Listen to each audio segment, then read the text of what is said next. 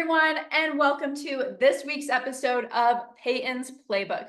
I'm Peyton Kraft, the Colorado sports girl. If you are new here, hit that subscribe button, turn on the notifications, because we talk all things sports. We talk college football, NFL, NBA, NHL, little things thrown in between.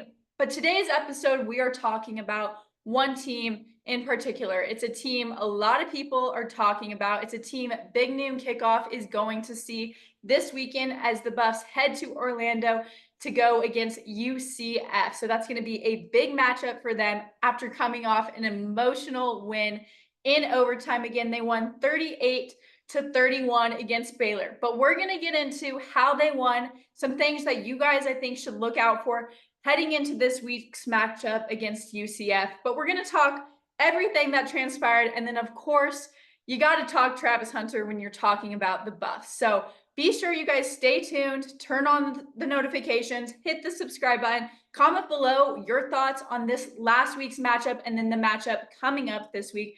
But let's get this episode started.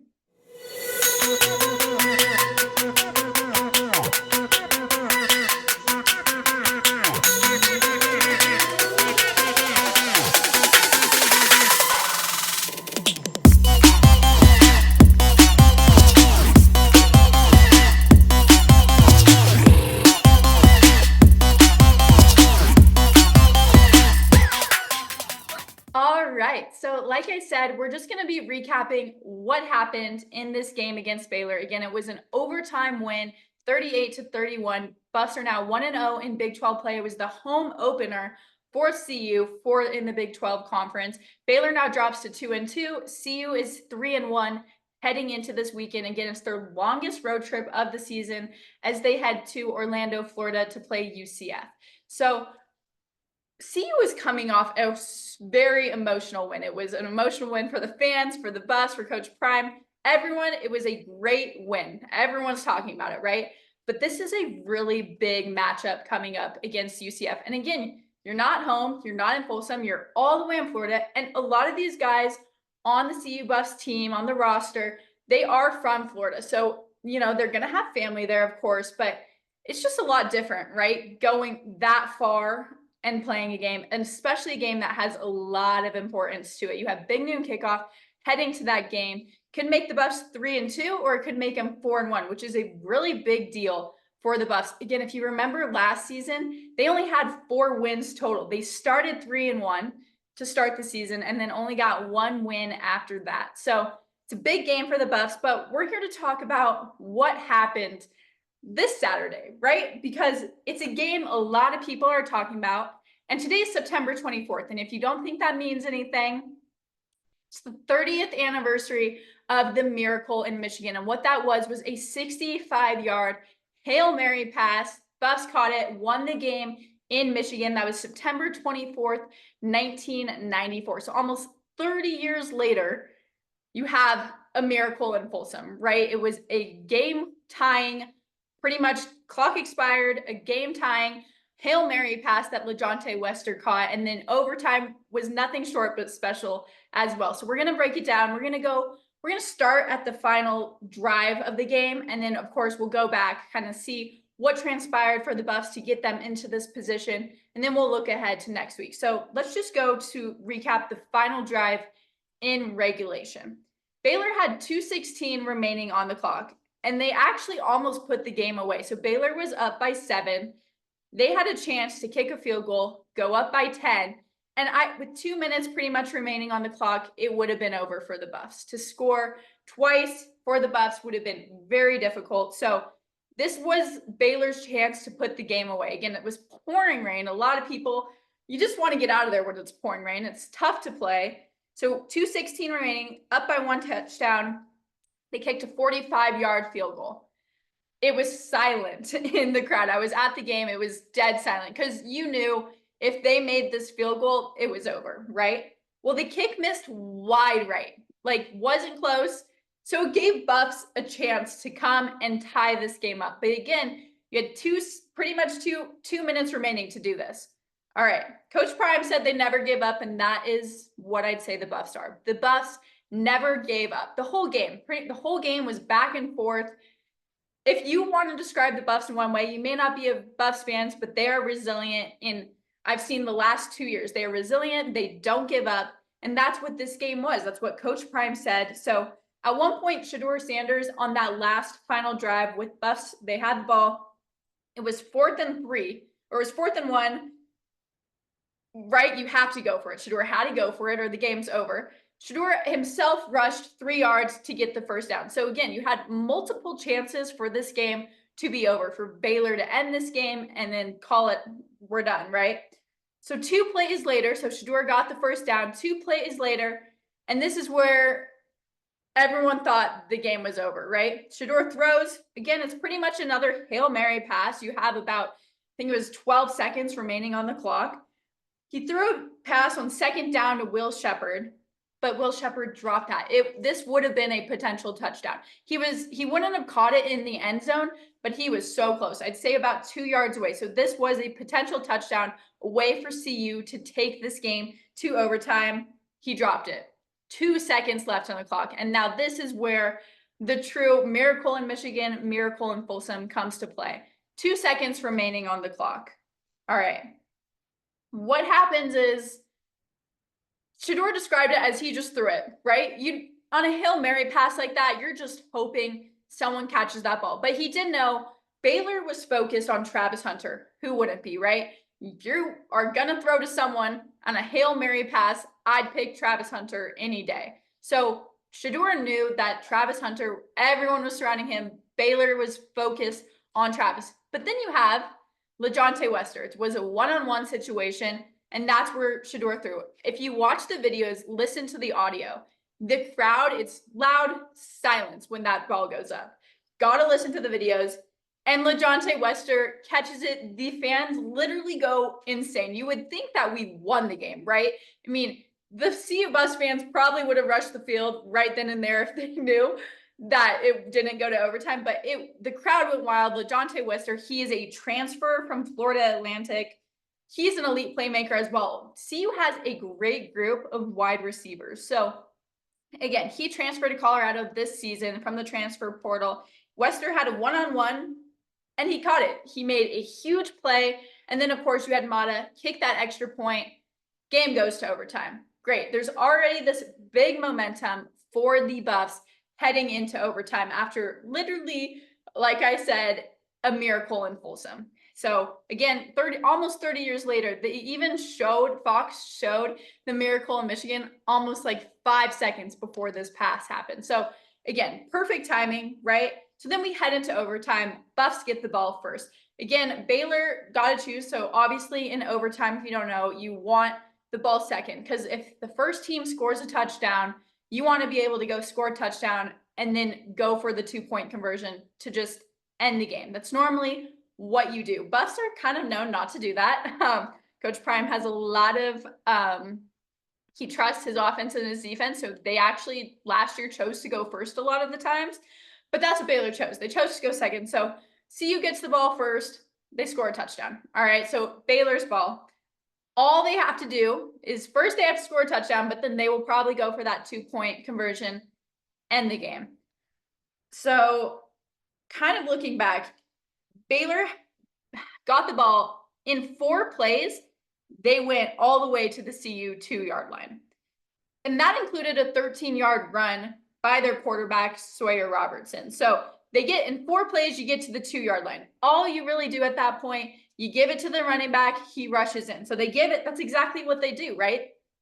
They give it to running back Dominic Richardson, and he has a clear path to the end zone. Again, it's 2 yards, clear path, except for one player. And that one player is the player you do not want standing in that path. If you had to choose any other player, you would. And of course, the one blocking him from getting to crossing that touchdown line was Travis Hunter. And of course, Travis Hunter plays both. If you don't know, he plays both sides of the ball, offense, defense. So he wanted to prove, like he said, that he could tackle. And well, he did prove it.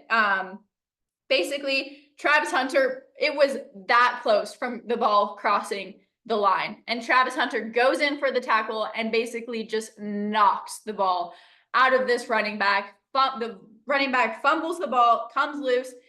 CU bust recover in the end zone, game over, right?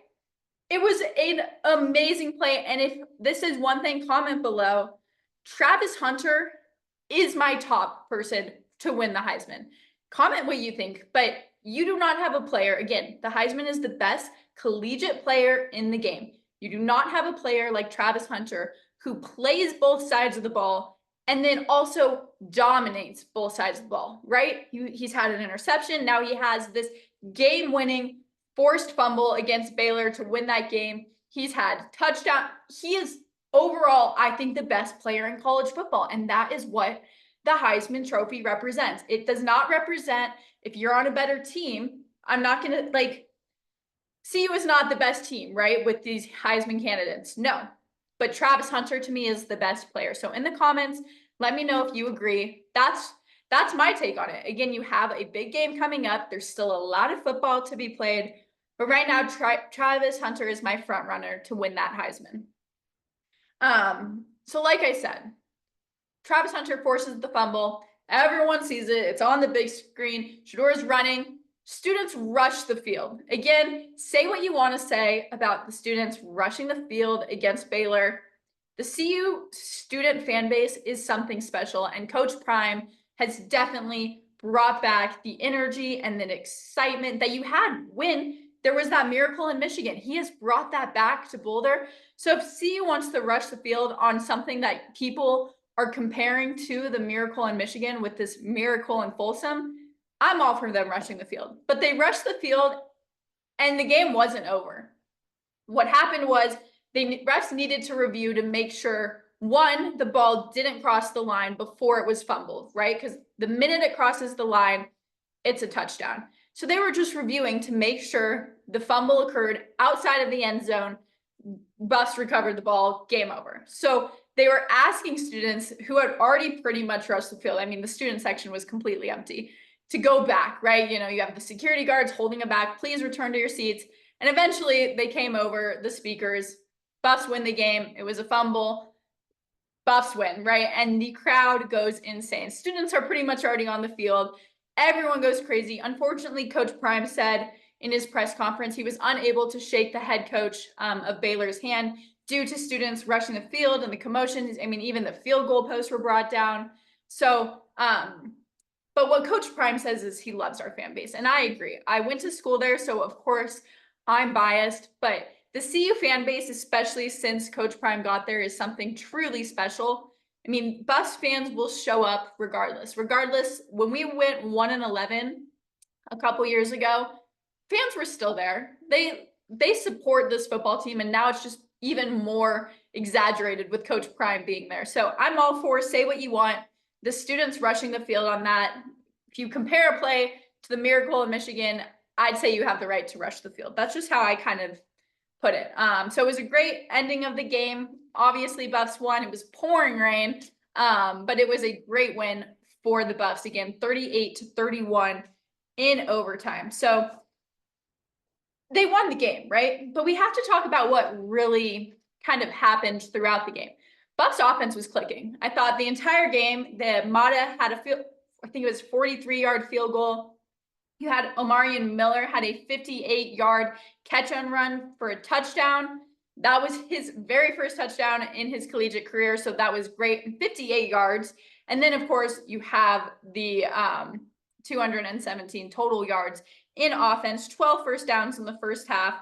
That was just in the first half. So CU offensively was clicking in the first half. And even in the second half, defense stood up. I made a video, if you watched, saying what needed to happen in the second half for the Buffs. The Buffs were down only by a touchdown, 24-17. They were down at one point by 14.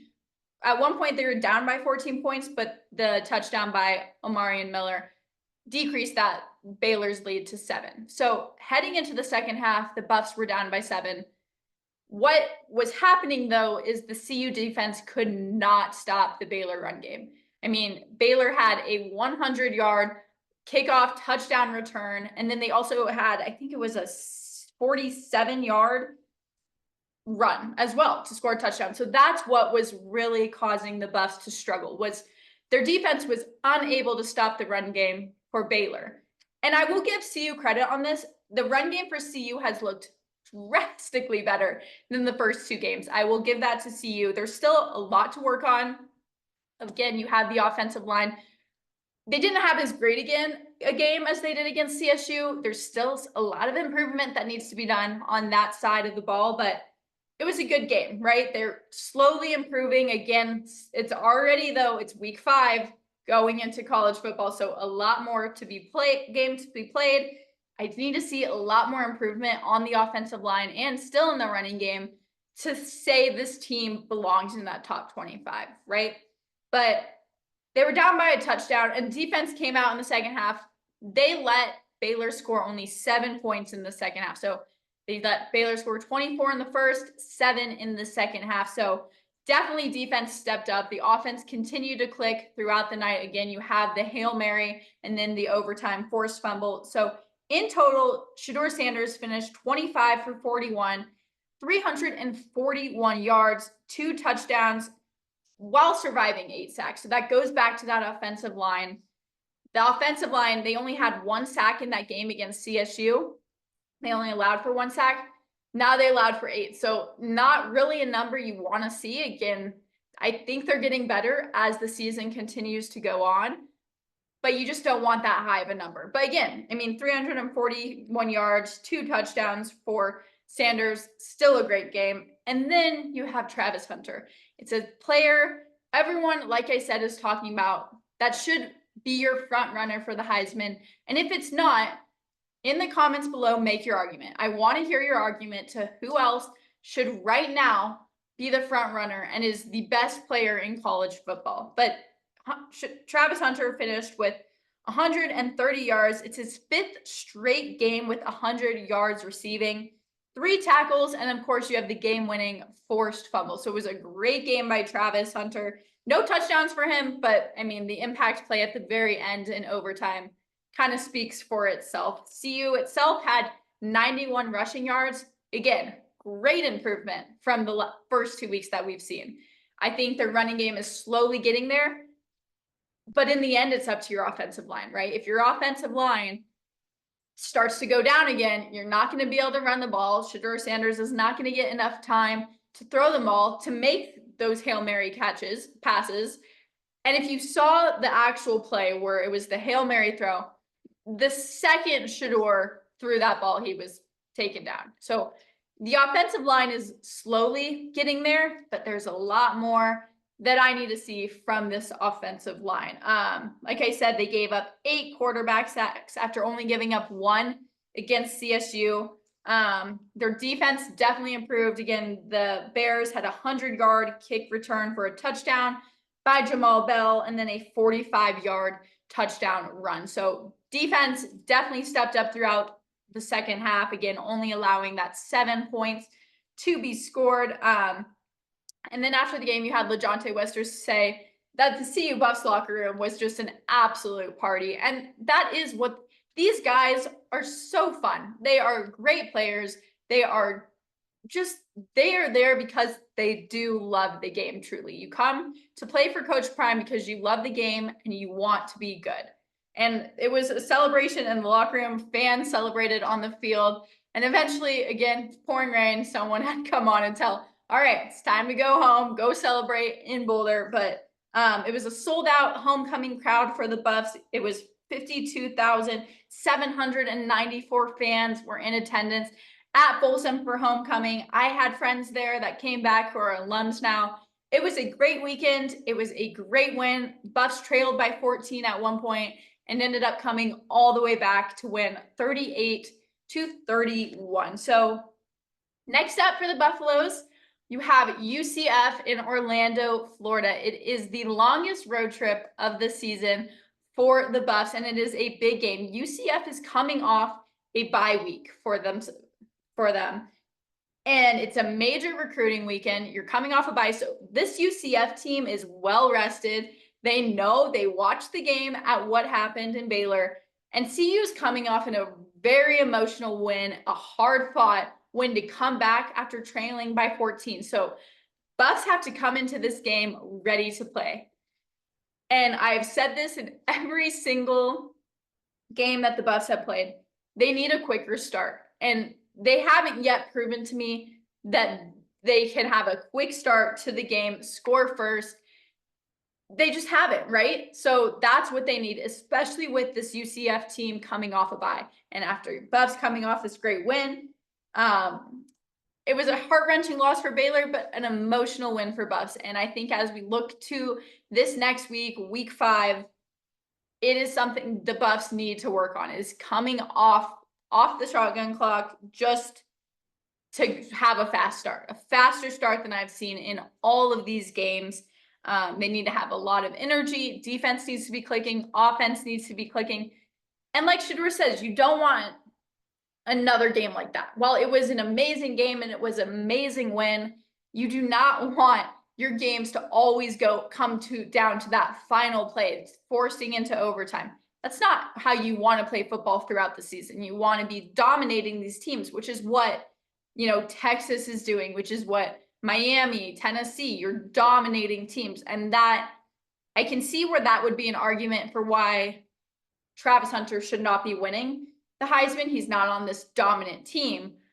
But when you talk about the Heisman, it's the best player, not the best team or the best people surrounding yourself with. It's the best player. And to me, Travis Hunter, without a doubt, is the best player in college football. I'm excited for this week coming up against UCF. I think it's going to show me a lot because, of course, homecoming week at home. But when you go on the road, especially as far as Florida, you're going to either be showing that you belong in that conversation of that top 25 team, or that it was just kind of a fluke, right? It wasn't a fluke, but it was just a great game, a great win, but we can't stay consistent throughout it. So I have Buffs winning, but I will reevaluate after the first quarter, because that is when I'm going to know if the Buffs have the energy to match UCF.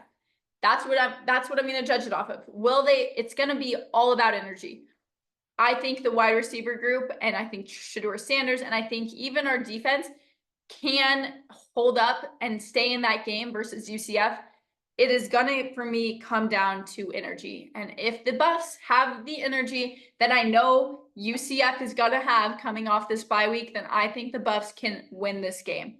But it's all going to come down to energy and who has the heart to win this game. So that's what I got. Again, Buffs play this Saturday against UCF in Florida. So let me know your guys' predictions in the comments below. Let me know if you guys agree for my vote for Travis Hunter to win that Heisman right now. And then let me know your thoughts and reactions to last week's game against Baylor, winning in overtime. So thank you guys for joining me on Peyton's Playbook. And until next time, go Buffs.